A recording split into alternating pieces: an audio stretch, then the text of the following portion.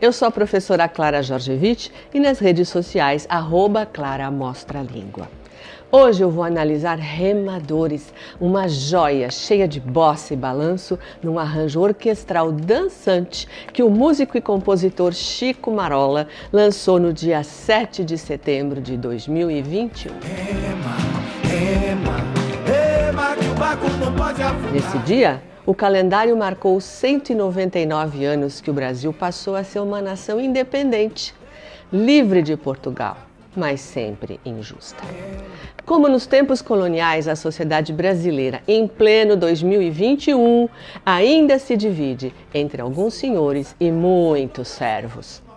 É a maldição marcada a ferro e fogo no princípio da nossa história.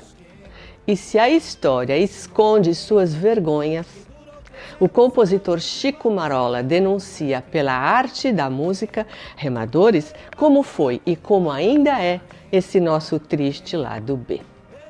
Marola é um legítimo descendente daqueles que atravessaram o Atlântico remando. Escravizados construíram o país.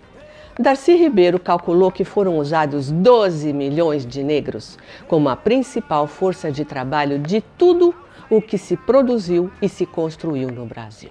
Acorrentados aos pares, perna direita com perna esquerda e mão direita com mão esquerda, cada escravo tinha menos espaço do que um homem dentro de um caixão. A quase imobilidade num ambiente tão exíguo criava situações desesperadoras. Presos por correntes em duplas, os cativos tinham dificuldade para chegar até os tonéis que lhes serviam de latrinas nas laterais dos porões. Subir até o deck superior, onde ficavam as cloacas, que eram buracos na amurada do navio, de onde os dejetos caíam no mar, seria impossível, porque à noite os porões geralmente eram fechados com cadeados pela tripulação. Muitos preferiam urinar e defecar no próprio espaço em que dormiam. Desinterias eram frequentes devido ao consumo de alimentos estragados e água contaminada. Outros tantos sofriam de enjoo porque não estavam habituados a viajar em alto mar e tinham crises prolongadas de vômito. Depois de alguns dias, os fluidos humanos iam se acumulando nos porões, criando um ambiente fétido, irrespirável, nauseante. Aquele barco, pelo intolerável fedor, pela escassez de espaço, pelos gritos contínuos e pelas infinitas misérias de tantos infelizes, parecia um inferno. Foi o que disse um padre capuchinho italiano. Esta é a navegação mais dolorosa que existe em todo o mundo. O tormento era particularmente grande para as mulheres escravas, que ficavam separadas dos homens em porões mais próximos dos alojamentos da tripulação. Ali, elas estavam vulneráveis ao assédio e ao estupro por parte dos oficiais e marinheiros, sem ninguém que pudesse defendê-las. O assalto sexual começava ainda antes da partida do navio. Cada oficial tinha a prerrogativa de escolher à vontade uma escrava que, durante toda a viagem, lhe serviria na cama e na mesa. É impossível descrever os choros, a confusão, o fedor, a quantidade de piolhos que devoravam aqueles pobres negros. Naquele barco havia um pedaço do inferno. Uma das maiores ameaças era o escorbuto, moléstia provocada pela deficiência de vitamina C, e a escassez de alimentos frescos, tão comum nos navios negreiros que no século XVII era conhecido como mal de Luanda. Enfraquecida, a vítima queimava de febre e sofria de dores insuportáveis. A gengiva necrosava, os dentes caíam com um simples toque. Na prática, era como se o corpo fosse se decompondo antes ainda da chegada ao fatal desfecho. Mortandade era provocada pela desinteria, chamada de fluxo nas embarcações portuguesas. Se chovesse ou se o mar estivesse muito revolto, os escravos podiam permanecer nesses locais por semanas a fio, sem ver a luz do dia, o que aumentava o risco da contaminação por essas doenças. A limpeza só era feita com bom tempo e ensolarado. Os cativos eram então obrigados a subir para o deck superior e se exercitar ou dançar. Os que se recusassem eram ameaçados com chicote. Escravos que, em meio a surtos de depressão, o então famoso banzo, tentassem fazer greve de fome, eram punidos com chicotadas e forçados a comer, mediante o uso de um aparelho chamado de speculum oris, um tubo flexível de metal que os marinheiros lhe enfiavam na garganta para que a comida descesse esôfago abaixo. Rema, rema, rema, que o barco não pode afundar. Rema, rema, rema. E se a história não conta, eu vim no presente registrar que a cada 23 minutos um preto morre pelo Estado. Atire a primeira pedra quem nunca viu injustiça contra negros cometidos pela polícia, pelo Ministério Público e até por juízes deste nosso Brasil brasileiro. Rema, rema, rema, que o barco não pode afundar. Rema, rema. E que a Carta Magna foi feita para uma parcela branca da sociedade. Artigo 6º. São direitos sociais a educação, a saúde, o trabalho, a moradia, o lazer, a segurança, a previdência social, a proteção à maternidade e à infância, a assistência aos desamparados na forma desta Constituição. Há mais de 800 anos, nascia na Inglaterra a primeira Carta Magna. Ela foi um acordo para que o rei não cometesse tantas injustiças. Nós já tivemos 7 dessas cartas. A atual tem 33 anos e a maioria dos remadores nem sabe que ela existe. Rema, rema, rema, que o barco não pode afundar. Rema, rema. O suor dessa terra sangrou para ser hoje o nosso tema. Cadê o tira-teima que não viu o VAR desse esquema? Triste novena que durou 300 anos e vamos remando a duras penas. Remadores de Chico Marola, em 2021, conversa com o Navio Negreiro, de 1870, o mais famoso poema de Castro Alves. Senhor Deus dos desgraçados, dizei-me vós, Senhor Deus, se eu deliro ou se é verdade, tanto horror perante os céus. Os navios negreiros eram conhecidos como tumbeiros, de tumba, porque grande parte dos escravizados, amontoados nos porões, morria durante a viagem e eram lançados ao mar, um verdadeiro cemitério no oceano. Hoje, o porão negro fundo, infecto, apertado e imundo, tendo a peste por jaguar e o sono sempre cortado pelo arranco de um finado, o baque de um corpo no mar. Rema, rema, rema, que o barco não pode afundar. Rema, rema, rema.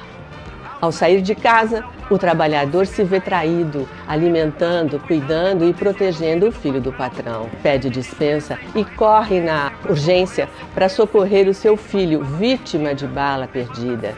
Levanta cedo e dorme tarde, sendo os únicos que fazem tudo isso andar. O seu trabalho gera mais riqueza para poucos. Toda a noite de sono perdida por trabalho dá 15 dias de descanso para o patrão. E o salário do homem eleito vale mais do que 30 famílias brasileiras. Remadores continuam remando com os salários mais baixos do mercado. Serviçais em residências, obreiros na construção civil, operários em fábricas, boiadeiros e roceiros no agronegócio. Mão de obra barata nas feiras, nos supermercados, no comércio em geral, nos transportes, nas cozinhas, nas faxinas das ruas, de hospitais, de escolas, nos cuidados com os filhos dos brancos.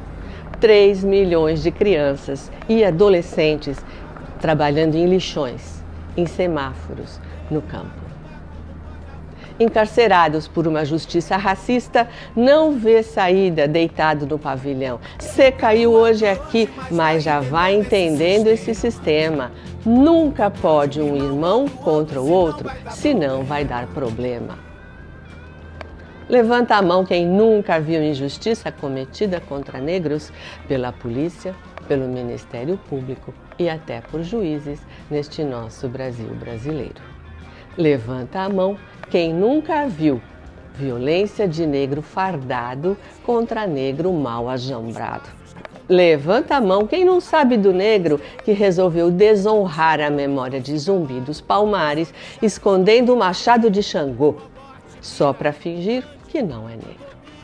Meu pai Xangô, tu que és defensor da justiça de Deus e dos homens, dos vivos e dos além da morte, tu, com tua machadinha de ouro, defende-me das injustiças, acobertando-me das mazelas, das dívidas dos perseguidores mal intencionados.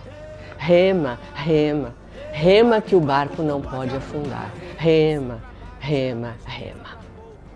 Secam-se os sonhos, a esperança e o desejo que nunca mais se repita os anos de chumbo vividos por aqui. No dia do embarque, entravam nos navios usando tangas ou camisolas de tecidos crus. Antes eram batizados coletivamente por um padre, também conhecido como catequizador dos negros ou catequizador dos escravos. O padre dizia em voz alta a cada escravo o seu novo nome cristão. Seu nome é Pedro, o seu é João, o seu é Francisco. E assim por diante, entregando também a cada um deles um pedaço de papel com esse nome escrito. Em seguida, colocava uma pequena quantidade de sal nas suas línguas e os aspergia coletivamente com água benta. Então, um negro intérprete, uma vez que nem todos entendiam ainda o português, lhes dizia o seguinte: vejam, a partir de agora, vocês já são filhos de Deus. O mesmo padre se encarregava de em seguida fornecer ao capitão do navio um bilhete ou certificado de batismo para cada escravo. O salário de um catequizador de negros era de 60 mil réis por ano. Em 1748, aproximadamente, o preço de um escravo considerado de primeira qualidade.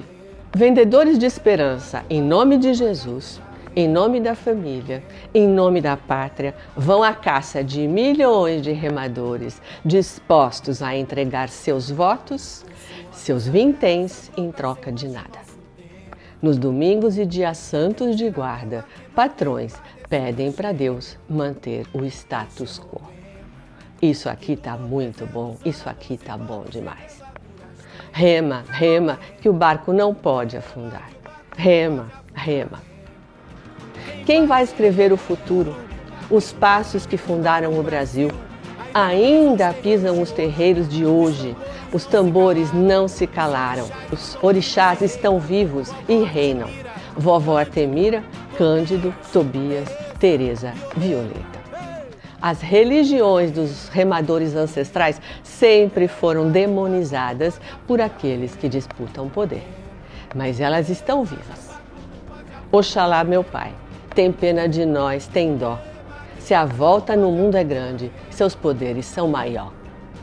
Rema, rema, rema que o barco não pode afundar. Rema, rema, rema. Ouça Rema, de Chico Marola, na sua plataforma favorita. O link está na descrição deste vídeo. Um abraço.